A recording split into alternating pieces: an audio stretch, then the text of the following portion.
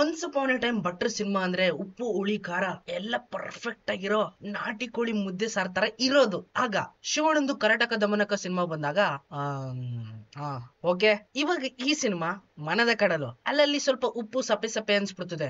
ಆ ಲೆವೆಲ್ ಅಲ್ಲಿ ಇತ್ತು acting plus screen play presence. Opening shot ಅಲ್ಲಿ ಹೀರೋ ಪರ್ಫಾರ್ಮೆನ್ಸ್ ನೋಡಿ ಎದ್ದೋಡಬಿಡಬೇಕು ಅನ್ನೋ ಲೆವೆಲ್ ಅಲ್ಲಿ ಫೀಲ್ ಕೊಟ್ಬಿಡ್ತದೆ. ಬಿಕಾಸ್ ಆ ರೀತಿ ಇತ್ತು ಪಶ್ಚಿಮ ರಾಜನ ಎಂಟ್ರಿ. ಉಫ್, ಏನ ಮರೆ ಅದು, ಆ ಯುದ್ಧ, ಆ ಭಾಷಣ, ಅಬಾಬಾ ನೆಕ್ಸ್ಟ್ ಲೆವೆಲ್. ಭಟ್ರು ಒಂದು ಅರ್ಥಪೂರ್ಣವಾಗಿರುವಂತ ಲವ್ ಸ್ಟೋರಿ ಸಿನಿಮಾಗಳನ್ನ ಮಾಡ್ತಾ ಕೂತ್ಕೊಂಡ್ರೆ ಪರ್ಫೆಕ್ಟ್ ಆಗಿ ಅಳಿಸೋದ್ರಲ್ಲಿ ಡೌಟ್ ಇಲ್ಲ. ಈ ಸಿನಿಮಾದಲ್ಲೂ ಕೂಡ ಅಳಿಸಿದ್ದಾರೆ. ಆದ್ರೆ ಆಕ್ಟಿಂಗ್ ವಿಚಾರಕ್ಕೆ ಬರೋದಾದ್ರೆ ಇರೋದು ಫಸ್ಟ್ ಡೆಬ್ಯೂ ಸಿನಿಮಾ ಆಗಿರೋದ್ರಿಂದ ಅದೇ ಸಾಂಬಾರಲ್ಲಿ ಉಪ್ಪೇ ಇಲ್ಲ, ನನಗೆ ಸಪ್ಪೆ ಹೊಡಿತಿತ್ತು. ಸ್ಟೋರಿ ವಿಚಾರಕ್ಕೆ ಬರೋದಾದ್ರೆ ಸಡನ್ ಆಗಿ ಒಂದು ಹುಡುಗಿ ಪರಿಚಯ ಆಗ್ಬಿಡ್ತಾಳೆ ಸಮುದ್ರದ ಒಳಗಡೆಯಿಂದ, ಮರ್ಮೈಡ್ಸ್ ಕಳ್ತಾರ, ಮರ್ಮೈಡ್ಸ್. ಅವಳ ಮೇಲೆ ಅಚಾನಕ್ ಆಗಿ ಲವ್ ಆಗಿ ಅವಳಿಗೊಂದು ಕಾಯಿಲೆ ಇದೆ ಅಂತ ಗೊತ್ತಾದ್ಮೇಲೆ ಅದನ್ನ ಅವನು ಕ್ಯೂರ್ ಮಾಡ್ಬೇಕು. Is a doctor. ಆದ್ರೆ ಅರ್ಧಕ್ಕೆ ಬಿಟ್ಬಿಟ್ಟು ಓಡ್ ಬಂದ್ಬಿಡ್ತಾನೆ. ಪೂರ್ತಿ ಎಂಟೈರ್ ಸಿನಿಮಾ ಅವಳಿಗಿರುವಂತ ಆ ಕಾಯಿಲೆನ ಗುಣಪಡಿಸೋದೊಂದೇ. ಜೊತೆಗೆ ಇನ್ನೊಬ್ಳು ಇರ್ತಾಳೆ friend, by one get one free.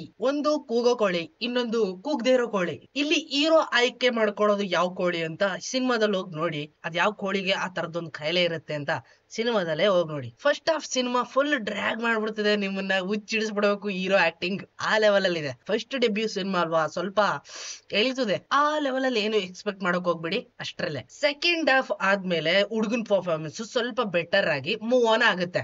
ಪರವಾಗಿಲ್ಲ, ಒಂದ್ ಲೆವೆಲ್ ಗೆ ಕಾಮಿಡಿ ಮಾಡ್ಕೊಂಡು ಚಿಲ್ ಮಾಡ್ಕೊಂಡು ಸ್ಕ್ರೀನ್ ಪ್ಲೇ ಒಳಗಡೆ ಪಾತ್ರದ ಪರಕಾಯ ಪ್ರವೇಶ ಮಾಡ್ಬಿಟ್ಟಿದ್ದಾನೆ ಅನ್ಸ್ಬೇಕು. ಮೈನ್ ಆಗಿ ಸ್ಟೋರಿ ಒಳಗಡೆ ಹೋಗೋದೇ ನಾವು ಸೆಕೆಂಡ್ ಹಾಫ್ ಅಲ್ಲಿ. ಫಸ್ಟ್ ಹಾಫ್ ಅಷ್ಟಕ್ಕಷ್ಟೇ ಬಿಟ್ಬಿಡಿ. ಕಾಮಿಡಿಗೆ ಅಂತ ಕಾಮಿಡಿ ಕಿಲಾಡಿಗಳಿಂದ ಎಲ್ಲಾರನು ಎತ್ತಾಕೊಂಡು ಬರ್ತಾ ಇದಾರೆ. ಯಾರು ಕೂಡ ಬಿಡ್ತಾ ಇಲ್ಲ. ದರ್ಶನ್ ಅವರು ಬಿಡ್ತಾ ಇಲ್ಲ, ಯೋಗರಾಜ್ ಭಟ್ರು ಬಿಡ್ತಾ ಇಲ್ಲ. ಎಲ್ಲರೂ ಕಾಮಿಡಿ ಕಿಲಾಡಿಗಳನ್ನೇ ಚೂಸ್ ಮಾಡ್ತಾ ಇದಾರೆ ಕಾಮಿಡಿ ಪರ್ಫಾರ್ಮೆನ್ಸ್ ಗಳಿಗೆ.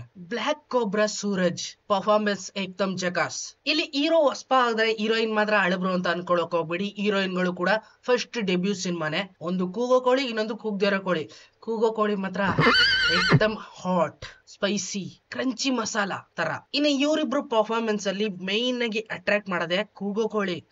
ಕ್ರಂಚಿ ಮಸಾಲ ಇರೋ ತರ ಏನ್ ಮಾತಾಡೋ ಸ್ಟೈಲು, ಆಕ್ಟಿಂಗ್ ಸ್ಟೈಲು ನೋಡ್ತಿದಂಗೆ ಹಾರ್ಟ್ ಒಳಗೆ ನುಗ್ಬಿಡ್ತು. ಸಾಂಗ್ಸ್ ಗಳು ತುಂಬಾ ಹೈಲೈಟ್ ಆಗಿ ಮನಸ್ಸು ಮುಟ್ಟೋ ತರ ಇದ್ದು ಟಚ್ ಮಾಡಿದಾವೆ. ಒಳಗಡೆ ಇರೋದನ್ನ ಬಡ್ದು ಕೂಡ ಎಪ್ಸಿದಾವೆ. ಎಕ್ಸ್ಪೆಷಲಿ ಸೆಕೆಂಡ್ ಹೀರೋಯಿನ್ ಕೂಗೋ ಕೋಳಿ ನಿಮ್ನ ಊಹೆನೇ ಮಾಡ್ಕೊಳಕ್ ಆಗದೆ ಇರೋಂತ ಒಂದು ಲೋಕಕ್ಕೆ ಕರ್ಕೊಂಡು ಹೋಗ್ತಾರೆ. ಆಹಾ, ಆ ಲೆವೆಲ್ ಅಲ್ಲಿ ಇತ್ತು ಅವರ ಸೌಂದರ್ಯ. ಇನ್ನು ಕ್ಲೈಮ್ಯಾಕ್ಸ್ ಹತ್ತತ್ರ ಬರ್ತಿದಾಗೇನೆ ಇನ್ನೊಂದು ಸೀನ್. ಈ ಸೀನ್ ನೋಡ್ತಿದಾಗೆ ಬಾಹುಬಲಿ ಸಿನಿಮಾ ನೆನಪಾಗೋದ್ರಲ್ಲಿ ಡೌಟೇ ಇಲ್ಲ. ಶಿವ ಅಂದ್ರೆ ಬಾಹುಬಲಿ ಮಗ ತುಂಬಾ ಎತ್ತರದಿಂದ ನೀರ್ ಸುರಿತಾರ ಅಂತ ಒಂದು ಜೋಗದ ಮೇಲಕ್ಕೆ ಹತ್ಕೊಂಡ್ ಹೋಗ್ತಾನೆ. ಕರೆಕ್ಟ್ ಆಗಿ ಅಲ್ಲಿಗೆ ಕರ್ಕೊಂಡು ಹೋಗುತ್ತೆ ಈ ಸೀನು. ಇನ್ನ ಈ ಸಿನಿಮಾನ ಲೋಕಲ್ ಥಿಯೇಟರ್ ಅಲ್ಲಿ ಮಾತ್ರ ನೋಡೋದಕ್ಕಾಗೋದು. ನೀವು ಮಲ್ಟಿಪ್ಲೆಕ್ಸ್ ಏನಾದ್ರು ಹೋಗ್ಬಿಟ್ರೆ ಸಿನಿಮಾ ಟೀಮ್ ಅವ್ರು ಯಾವ್ಯಾವ ರೀತಿಯಲ್ಲ ಐಡಿಯಾಗಳನ್ನ ಉಪಯೋಗಿಸ್ತಾ ಇದಾರೆ ಅಂದ್ರೆ ನಮ್ಮನ್ನ ಅಲ್ಲಿಂದ ಅಲ್ಲಿಗೆ ಅಲಿಸ್ಬೇಕು ಆ ತರ ಮಾಡ್ಬಿಡ್ತಾವ್ರೆ. 9:00 ಒಂದು PVR ಶೋ ಹಾಕಿದ್ರು. ಅಷ್ಟೊಂದ್ ಜನ ಇಲ್ವಲ್ಲ, ಒಂದ್ 10 ಜನ ಬುಕ್ ಮಾಡಿರ್ತಾನೆ. ಹೋಗೋಣ ಅಲ್ಲೇ ಟಿಕೆಟ್ ತಗೊಳ್ಳೋಣ, ಇನ್ನೊಂದ್ 20-25 ರೂಪಾಯಿ ಮಿಕ್ಕುತ್ತೆ ಅಂತ ಅಲ್ಲಿಗೆ ಹೋದ್ರೆ ಟಿಕೆಟ್ ಆಗಿದ್ದೆಲ್ಲ ಕ್ಯಾನ್ಸಲ್. ಮೂವಿ ಟೀಮ್ ಅವ್ರು ಯಾವ್ಯಾವ ರೀತಿ ಎಲ್ಲ ನಮ್ ಜೊತೆ ಆಟ ಆಡ್ತಾರೆ.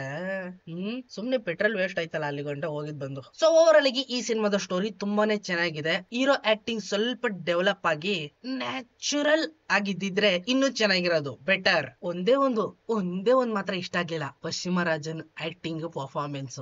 ಟ್ರೂ ಲವ್ ಇವೆಂಟ್ ನ ನೋಡ್ಬೇಕು ಅಂದ್ರೆ ಈ ಸಿನಿಮಾಗೆ ಹೋಗಿದ್ ಬನ್ನಿ. ಎಕ್ಸ್ಪೀರಿಯನ್ಸ್ ಆ ಲೆವೆಲ್ ಆಗುತ್ತೆ. ಏನೋ ಎಲ್ಲ ಚೀಪ್